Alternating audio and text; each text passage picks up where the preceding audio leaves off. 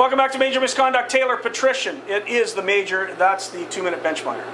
We're at 360Winnipeg.ca. David, you and I both disagree on this one. I think that the owners have real serious problems in the National Hockey League. Yes. And if you believe the Forbes numbers, and I don't necessarily believe them, but the numbers that were handed to the players for the revenues in the league suggest that the Winnipeg Jets lost $5.2 million last year.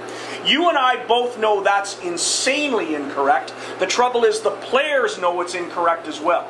Because players come into this city, they see 15,000 people going crazy, they see all the jerseys, they see all the beer, they know people are spending money at this arena in this town, they know this team isn't losing money. What the players need is an assurance from the National Hockey League that they get more revenue. Well, back to that, Scott, because you covered the Jets in the 80s, the first go-around, and up right until the demise into the 90s, but is it all about the team? Like, some of these owners, like in the United States, do they not have other businesses? Like, don't they own other teams, they own the building, they own the popcorn, they own the parking?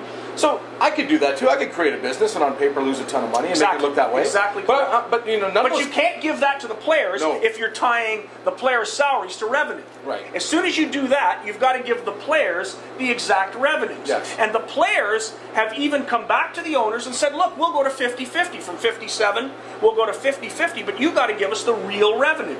You've got to give us the money that building's making, not just directly related to ticket sales. But if I'm a business owner and I own, say, the LA Lakers and the LA Kings, do I show my cards? Do I look and I say, well, this is what if you want to tie Yes. a salary cap to revenues, you do. If you just want to have a salary cap, that's another argument. Yeah. If you just want to have no salary cap like baseball, that's another argument. But if you've decided you're going to tie salaries to revenues, you got to be honest about the revenue. But I don't know if any of those guys are going to be honest. They're not going to be honest. They're not going to be honest. That's why we're going to have a lockout for a long time. Absolutely. Because they don't want to tell the truth.